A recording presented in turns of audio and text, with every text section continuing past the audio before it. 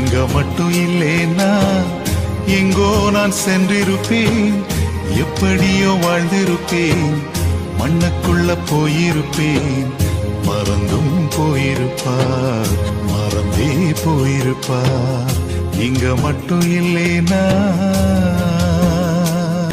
நான் பிறந்த நாள் முதல் இந்த நாள் வரையிலும் ஆதரித்து வந்தீரே, ஆறுதல் தந்தீரே.